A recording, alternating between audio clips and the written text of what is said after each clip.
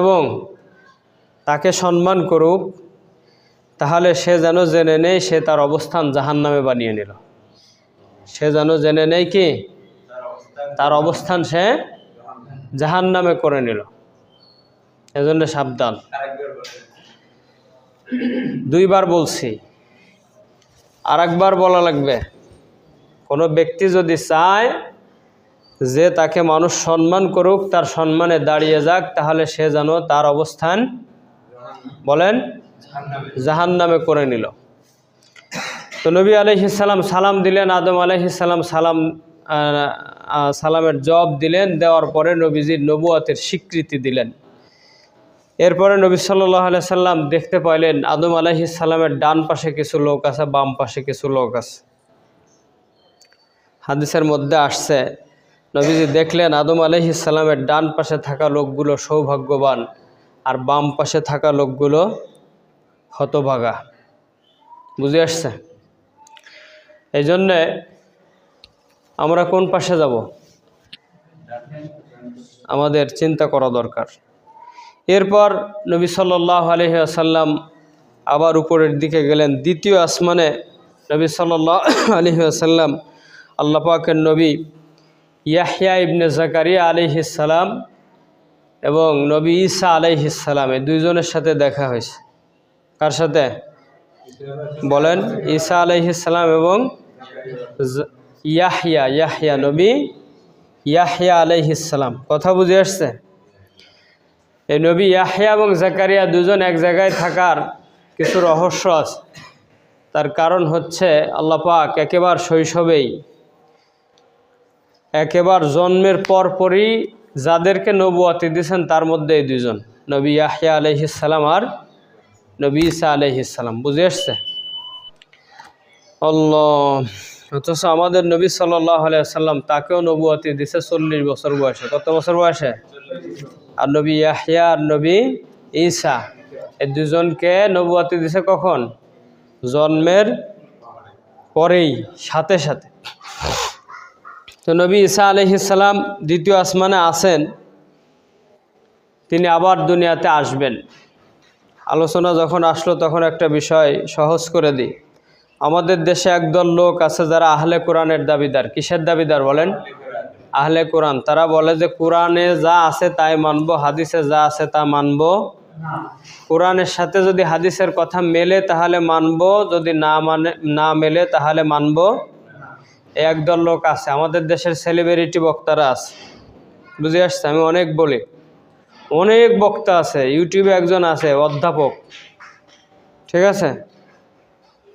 তারপরে বড় বড় আলোচক যারা আছে, নাম নিতে চাচ্ছি না, যাই হোক, আল্লাহ হেফাজত করুক, আপনারা শুনলে বুঝতে পারবেন।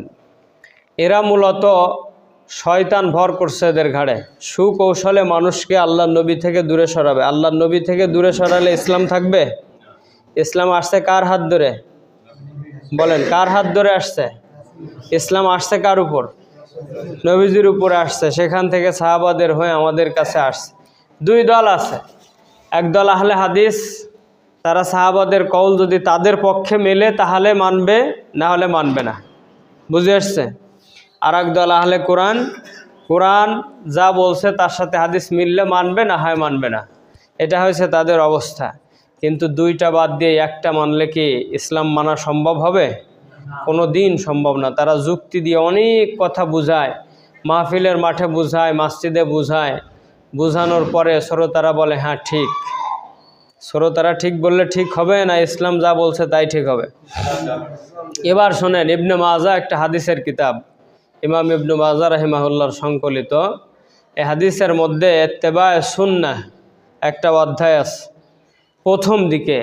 এখানে নবী সাল্লাল্লাহু আলাইহি ওয়াসাল্লাম বলছে এমন একটা জামানা আসবে, যে জামানার মধ্যে একদল লোক আসবে, যে লোকগুলো হচ্ছে বয়সে কম। বয়সে কি বলেন? বয়স তাদের কি হবে? একটু বলেন। বয়স তাদের কম হবে। এই মানুষগুলো দেখবা তোমাদের সামনে এত সুন্দর সুন্দর কথা বলবে, তাদের আমল, তাদের কথার কাছে আমার সাহাবীদের কথাও ছোট মনে হবে। কথা বুঝে আসছে? এটা হাদিসের মধ্যে আসছে। এদেরকে যেখানে পাবা সেখানে হত্যা করবা, এদেরকে যেখানে পাবা বলেন যেখানেই পাবা সেখানে এদেরকে কতল করে দেবা, সরাসরি বলছে কতল করে দেবা। এর পরের অধ্যায়ে হাদিস আসছে এমন একটা সময় আসবে যে সময়ের মধ্যে তোমরা দেখতে পাবা একদল লোক, তারা তাদের আলা আরিকাতিহি, তারা তাদের চেয়ারের মধ্যে এরকম হেলান দিয়ে বসে থাকবে এবং বলবে যে মা বাইনানা ওয়া মা ফিল কোরআন, তোমাদের মাঝে আর আমাদের মাঝে সমাধান হবে কোরআন দিয়ে। কোরআনে যা হালাল বলছে তা আমরা হালাল মানব, কোরআনে যা হালাল বলে নাই তা আমরা হালাল মানব না। কোরআন যা হারাম করছে তাই আমরা হারাম করব, কোরআন যা হারাম করে নাই তা আমরা হারাম করব না। এই কথাগুলি বলে আপনার আমার কাছে সুন্দরভাবে উপস্থাপন করে কি কোরআন তো আগে আসছে, আর কোরআন আল্লাহর কথা। হাদিস দীর্ঘদিন ধরে মানুষের কাছে ছিল, লেখা হয়নি, যার কারণে এর ভিতরে ভেজাল ঢুকতেই পারে। জাল হাদিস আছে কিছু, যার কারণে এটা বাদ, যার কারণে এটা কি আমি কোরআন এবং সুন্নাহর আলোচনার পরে এইটাকে না এনে আমি একটা যুক্তি আনতেছি। এটা যুক্তির কথা, কোরআন হাদিসের সামনে যুক্তি চলে না। আমি বোঝানোর জন্য বলছি। আপনার একটা ছেলে হয়েছে মনে করেন প্রতিবন্ধী, আর একটা ছেলে সুস্থ, তাহলে আপনি কি প্রতিবন্ধীটারে ডিলিট করে দেবেন, মুছে দেবেন? সুযোগ আছে? সুযোগ নেই। তাহলে হাদিস নবীজির কৌল, যেগুলি জাল হাদিস হয়েছে ওইগুলি কি নবীজি বলছে না অন্য কেউ বলছে? কথা বোঝেননি? তাহলে আমরা বাদ দেব কোনটা, জাল হাদিস নাকি নবীজিরটাও বাদ দেব? সুযোগ আছে? তাহলে ওইটা বাদ দিতে যায় কি করতেছি বলেন, আসলও বাদ দিয়ে দিচ্ছি। তাহলে ইসলাম থাকবে? ইসলাম থাকবে না। এরা মুখরোচক কথা বলে আপনাকে আমাকে সরায়। কি জন্য এতগুলো কথা বলছি সেটা হলো নবী ঈসা আলাইহিস সালাম শেষ সময় আবার আসবে, এইটা তারা মানে না। এইটা তারা আরে বলেন না, এটা তারা মানে এটা সরাসরি হাদিসে আছে, এটা সরাসরি হাদিসে আছে যে ঈসা আলাইহিস সালাম আসবে। আর সূরাত আলে ইমরানের একটা আয়াতের মধ্যে আল্লাহ পাক ইঙ্গিত দিছে যে তুমি তাদের সমাধান করবে। কাফের অর্থাৎ ইয়াহুদ নাসারা এদের ভিতরে যে বৈপরীত্য, এইটাকে ঈসা আলাইহিস সালামের সম্পর্কে আল্লাহ পাক ভবিষ্যৎকালীন একটা শব্দ বলে বলছে যে তুমি তাদের এটার সমাধান করবে, সমাধান করবে। তো ঈসা আলাইহিস সালাম না আসলে কি সমাধান হবে? তাহলে আসবে না আসবে না? কোরআন তো সব কিছু বলে দেবে না। কোরআন হয়েছে একটা সূত্র, একটা কি বলেন, এই সূত্রে ফেলে আপনাকে আমাকে জীবন নির্ধারণ করতে হবে। কোরআন যখন নাজিল হয়েছে তখন কি এই মাইক ছিল? বলেন ছিল? তখন ছিল না। তাহলে এখন মাইক আসছে, তাই না? মাইক ব্যবহার করা যাবে কি যাবে না? যাবে না। কেমনে যাবে? মাইক দিন প্রচারার্থে আওয়াজটা একটু বড় করার জন্যে। এইটাই কি দিন বলি আমরা? এইটাকে কি আমরা ধর্ম মানি? মানি না। তাহলে এই শহরে সবচেয়ে বড় এই মাইকের দোকানদার যিনি, সে হচ্ছে সবচেয়ে বড় ধার্মিক লোক হয়ে যায়। কথা সহজ না? সে সবচেয়ে বড় ধার্মিক হইতো কিনা? না। বিষয়টা হলো এগুলি ব্যবহার করা যাবে সূত্রে ফেলে, যেটা দিনের প্রচারের জন্য আওয়াজটা একটু লম্বা করতে। কথা বুঝে আসছে? সম্মানিত হাজিরিন, তো যাই হোক, এই জন্যে এখানে বলে দিচ্ছে ঈসা আলাইহিস সালাম এসে সমাধান করবার থেকে। ঈসা আসবে না আসবে না? আসবে। কিন্তু তারা মানে না। আমার কাছে কয়েকবার, একাধিকবার নয়, 10-এর অধিকবার লোক আসছে যে হুজুর ঈসা আলাইহিস সালাম যা আসবে কোরআনে নেই, তা আমরা বিশ্বাস করব কিভাবে? যখন ধরা দিছি এবং আয়াত সামনে নিয়ে আসছি যে এই আয়াতটা কী বলতে চাচ্ছে, এই শব্দটা কী বলতেছে আমাকে একটু বুঝায় দাও, তখন তাদের ব্যস্ততা বেড়ে যায়। হুজুর পর এক সময় এসে কথা বলবেন। তখন কি হয় বলেন? পরে আর কোনোদিন সময় হয়নি আজ পর্যন্ত। কথা বুঝে আসছে? এখন আয়াতের দিকে আমি আয়াত পড়তেছি না, এজন্য অনেক হাদিসও তেলাওয়াত করতেছি না, সময় সংক্ষিপ্ততার কারণে। সম্মানিত হাজিরিন, ঈসা আলাইহিস সালাম এবং নবী ইয়াহইয়া আলাইহিস সালাম নবীজির নবুয়তের স্বীকৃতি দিলেন। তৃতীয় আসমানে নবী ইউসুফ আলাইহিস সালামের সাথে নবী সাল্লাল্লাহু আলাইহি সাল্লামের দেখা হলো। নবীজি সালাম দিলেন। ইউসুফ আলাইহিস সালাম সালামের উত্তর দিয়ে নবীজির নবুয়তের স্বীকৃতি দান করলেন। এরপর চতুর্থ আসমান নবী সাল্লাল্লাহু আলাইহি সাল্লামের সাথে নবী ইদ্রিস আলাইহিস সালামের দেখা হয়েছে। কার? নবী ইদ্রিস আলাইহিস সালামের দেখা হয়েছে। নবীজি সালাম দিলেন, ইদ্রিস আলাইহিস সালাম উত্তর দিলেন, নবীজির নবুয়তের স্বীকৃতি দিলেন। পঞ্চম আসমানে নবী সাল্লাল্লাহু আলাইহি সাল্লামের সাথে নবী মুসা আলাইহিস সালামের ভাই নবী হারুন আলাইহিস সালামের সাথে দেখা হয়েছে। নবী সাল্লাল্লাহু আলাইহি সাল্লাম সালাম দিলেন, হারুন আলাইহিস সালাম সালামের উত্তর দিলেন, নবীজির নবুয়তির স্বীকৃতি দিলেন। ষষ্ঠ আসমানে নবী মুসা আলাইহিস সালামের সাথে নবীজির দেখা হলো। নবীজি সালাম দিলেন, মুসা আলাইহিস সালাম নবীজির সালামের উত্তর দিলেন এবং নবীজির নবুয়তির স্বীকৃতি দিলেন। এবার আমার সাথে একটু কথা বলেন, প্রথম আসমানে কার সাথে দেখা হয়েছে? মনে আছে? মাশাআল্লাহ। দ্বিতীয় আসমানে ইয়াহইয়া এবং ঈসা আলাইহিস সালাম। আর তৃতীয় আসমানে বলেন, ভুলে গেছেন? এইটা মনে থাকতেছে না, না? নবী ইউসুফ আলাইহিস সালাম। কে যেন অল্প একটু বলছে, কে? তৃতীয় আসমানে নবী ইউসুফ আলাইহিস সালাম। তৃতীয় আসমানে নবী ইউসুফ আলাইহিস সালাম। চতুর্থ আসমানে নবী ইদ্রিস আলাইহিস সালাম, নবী ইদ্রিস আলাইহিস সালাম। আর পঞ্চম আসমানে নবী হারুন আলাইহিস সালাম, এনাদের সাথে দেখা হয়েছে। ষষ্ঠ আসমানে নবী মুসা আলাইহিস সালামের সাথে দেখা হয়েছে, সালাম বিনিময় হয়েছে, কথা হয়েছে। নবীজি যখন চলে যাচ্ছেন তখন নবী মুসা আলাইহিস সালাম কাঁদতেছেন, কান্না শুরু করছে। নবী সাল্লাল্লাহু আলাইহি সাল্লাম পিছনে ফিরলেন, ফিরে জিজ্ঞেস করলেন জিবরাইল আলাইহিস সালামকে, ভাই জিবরাইল, নবী মুসা কেন কান্না করে? এই কথাটা নবী মুসা আলাইহিস সালামও শুনলেন। শোনার পরে উত্তর দিচ্ছেন, আমি কান্না করি এই জন্যেই, আমার পরে একটা যুবককে নবী বানানো হয়েছে। কাকে বলেন? কাকে? একটু কথা প্রসঙ্গে বলতে হয়। আমার বয়স চলে এখন 39, দাড়ি পাক শুরু হয়ে গেছে, তাই না? নবী সাল্লাল্লাহু আলাইহি সাল্লাম নবুয়তি পাইছে 40 বছর বয়সে, তাই না? আর নবীজি 63 বছর বয়সে যখন ইন্তেকাল করছেন, কোনো বর্ণনা মতে 62 বছর 6 মাস 22 দিন বয়সে নবীজি ইন্তেকাল করছে। হাদিসের কিতাবগুলোতে, ইতিহাসের কিতাবগুলোর মধ্যে নবীজি সাল্লাল্লাহু আলাইহি সাল্লামকে এই সময় 63 বছর বয়সে তাকে বলা হয়েছে যে সে 63 বছরের বালক, 63 বছরের একটা ছেলে। বুঝে আসছে? তার মানে তাদের তো হায়াত লম্বা ছিল। আর আরবরা বলার ক্ষেত্রে এভাবেই বলে, হ্যাঁ, এর যৌক্তিকতা আছে। যাক, ওদিকে এখন এটা ইলমি আলোচনার বিষয় না। তো বিষয়টা হলো, মুসা আলাইহিস সালামের তো হায়াত লম্বা হায়াত ছিল, এজন্যই বলছে যে আমার পরে এক যুবককে কি করা হয়েছে? নবুয়তি দেওয়া হয়েছে। আমার পরে আসার পরেও তার উম্মত আমার উম্মতের থেকে বেশি, তার উম্মত জান্নাতে যাবে। সুবহানাল্লাহ পড়লেন না? আমরা যে আমাদের অল্প সময়ে জান্নাতে বেশি যাওয়ার সুযোগ আছে, স্বীকৃতি অন্যরাও দিছে। কারা দিছে? অন্য নবীরাও দিছে। সুবহানাল্লাহ ওয়া বিহামদিহি সুবহানাল্লাহিল আযীম। কিন্তু জান্নাতে আমরা কেমনে যাবো? জান্নাতে যাওয়ার কাজ আছে আমাদের, হ্যাঁ? রাগ করে বলছি না, বুঝার জন্য বলছি। জুমার আজানের পরে মুসলিম উম্মার এতক্ষণ মসজিদ কানায় কানায় ভর্তি হওয়ার কথা ছিল, কিন্তু এখনও কেউ কেউ তার কিসে ব্যস্ত আছে? নিজের কাজে ব্যস্ত আছে, দুনিয়ার কাজে ব্যস্ত আছে, আখেরাতের কাজে, বলেন না, আখেরাতের কাজে ব্যস্ত নেই। এর দ্বারা কি প্রমাণ করা যায় যে আমি আখেরাতের উপর বিশ্বাস স্থাপন করছি? করা যায়? যায়? যায় না, যায় না।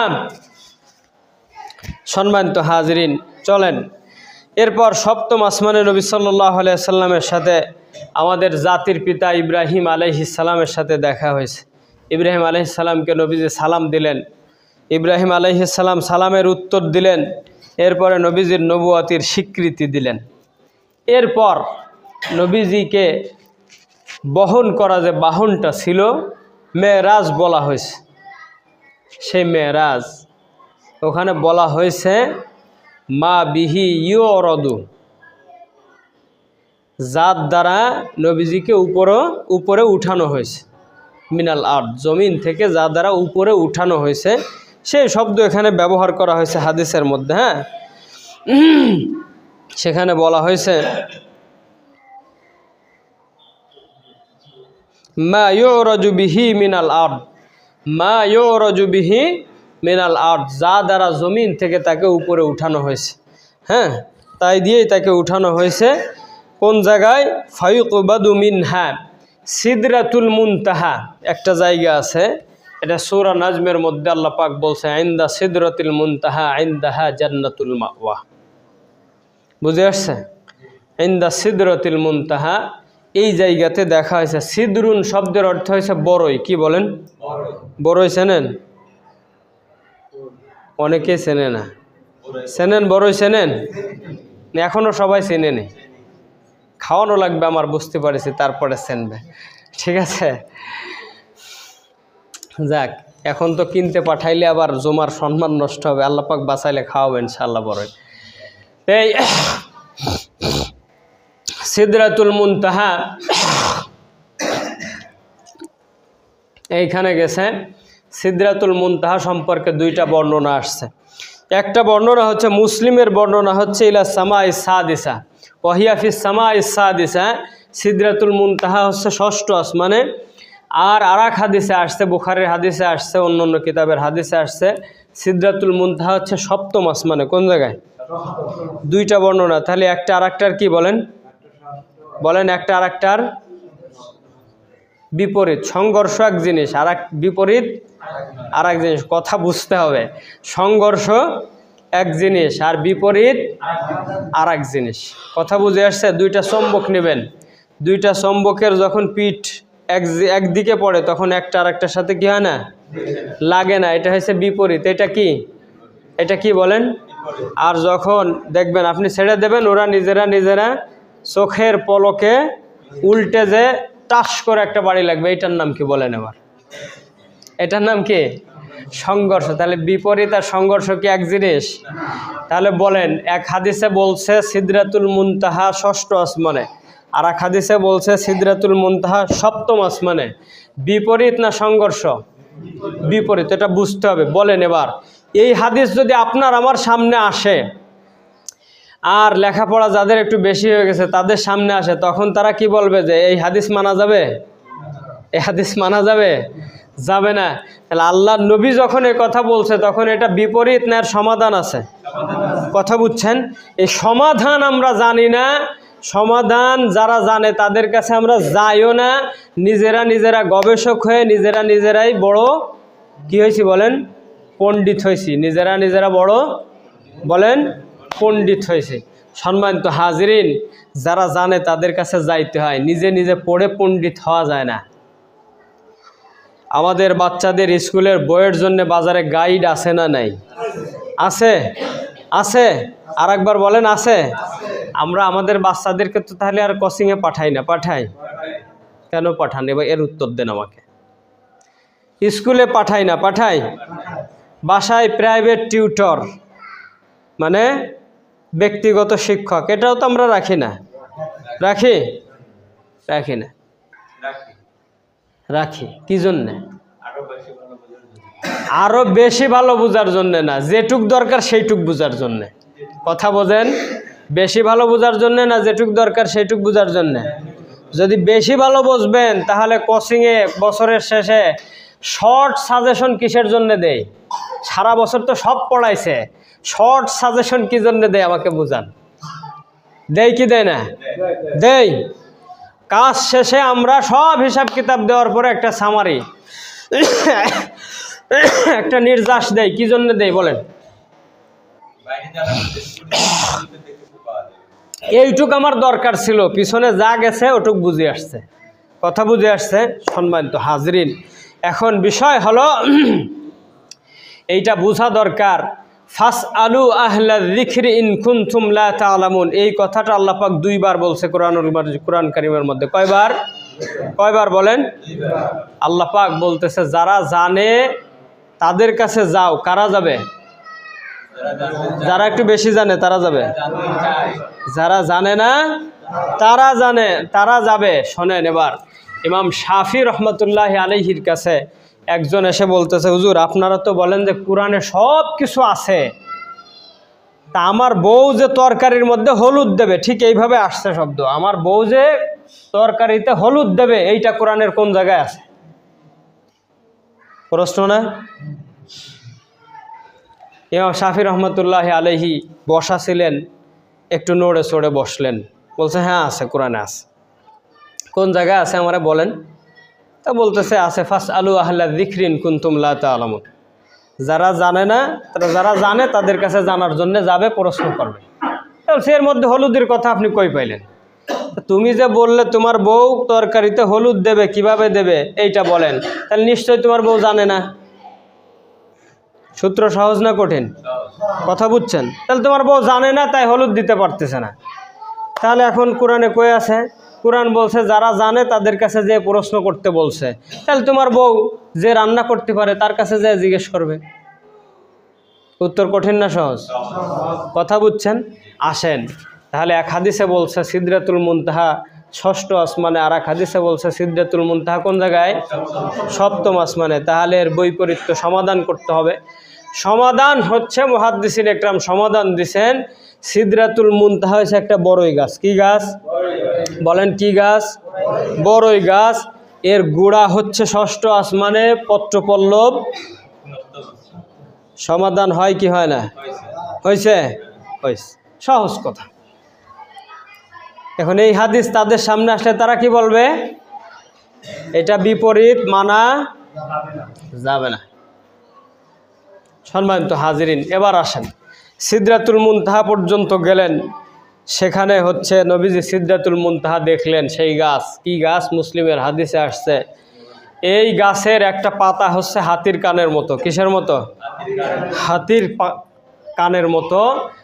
আর এই গাছের এক একটা ফল হচ্ছে আরবের হিজর নামক একটা এলাকা আছে, ওই এলাকার ওই সময় মানুষেরা পানি রাখার জন্য, আমাদের গ্রাম এলাকায় একটা সময় ছিল যখন গ্রীষ্মের সময় পানি ধরে রাখার জন্যে, গ্রীষ্মকালে যখন পানির স্তর নিচে নেমে যায়, পুকুরের পানি শুকিয়ে যায়, তখন মা বোনেরা কাজ সারার জন্যে বড় বড় মাটির, অনেক এলাকায় মটকা বলে, আমাদের গ্রাম অঞ্চলে মাইট বলে, এইগুলি আরবেও ছিল। তাই হাদিসে আসছে যে তার ফলগুলো হচ্ছে হিজর এলাকার মটকার মতো, মানে সব থেকে বড় ওই মটকা ওই এলাকায় তৈরি হতো, এলাকার মানুষেরা ব্যবহার করত এমন। এবং উপরের দিক থেকে অনবরত সেখানে স্বর্ণের ফড়িং। কিসের ফড়িং? আরে বলেন না, কিসের ফড়িং? স্বর্ণের ফড়িংগুলো এই গাছের উপর অনবরত এসে পড়তেছে। তাই আল্লাহ পাক কুরআনুল কারীমে বলছে ইদ ইয়াগুশা সিদরাতা মা ইয়াগুশা, সিদেরকে যা দিয়ে ঢাকার তাইতে তাকে ঢাকতেছে, যা ঢাকার তাই ঢাকতেছে। যেমন বহির্বিশ্বে অন্য অন্য দেশে আপনার তুষারপাত হয়, বরফ পড়ে, দেখছেন? ওইভাবে স্বর্ণের ফড়িংগুলো এসে এসে পড়ে। যাই হোক, এখান থেকে নবী সাল্লাল্লাহু আলাইহি সাল্লাম গেলেন জিবরাইল আলাইহিস সালামের সাথে, জান্নাত জাহান্নাম এইগুলি সব দেখলেন। এখন জান্নাতের কথা বলবো না জাহান্নামের কথা বলবো?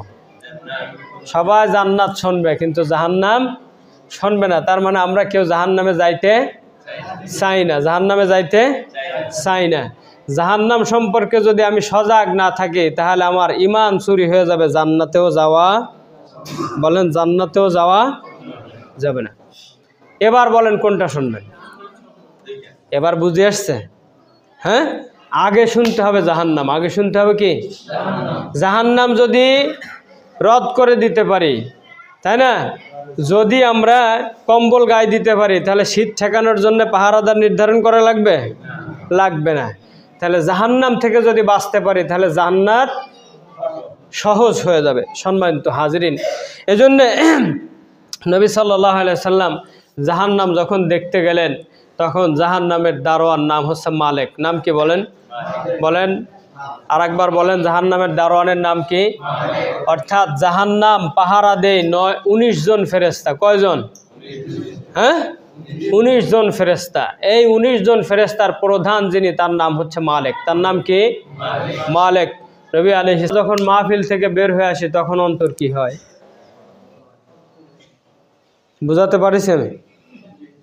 অথচ জাহান্নামের দারোয়ান মালিক, তাকে দেখে মনে হয়েছে কখনো হাসেনি জাহান্নামের ভয়ে। ওগো দোস্ত, ওই জাহান্নামের আগুন তো আল্লাহ পাক জ্বালাবেন মানুষ আর পাথর দিয়ে। কি দিয়ে? মানুষ আর পাথর দিয়ে। ওইটা আল্লাহ রাব্বুল আলামিন সূরাতুত তাহরিম নামে একটা সূরা আছে তার মধ্যে বলছে ওয়াকুদুহান নাস ওয়াল হিজারা, ওই জাহান্নাম জ্বালানো হবে ওয়াকুদুহান নাসু ওয়াল হিজারা, ওই জাহান্নামকে জ্বালানো হবে মানুষ আর পাথর দিয়ে। ওগো মানুষ, আল্লাহর ফেরেশতা মালেক হাসতে পারেনি, অথচ আমি হেসে কুটি কুটি হয়ে যাচ্ছি। যা বললাম, যা শুনলাম আজকে এ পর্যন্ত, আল্লাহ পাক আমাদেরকে বুঝার আমল করো।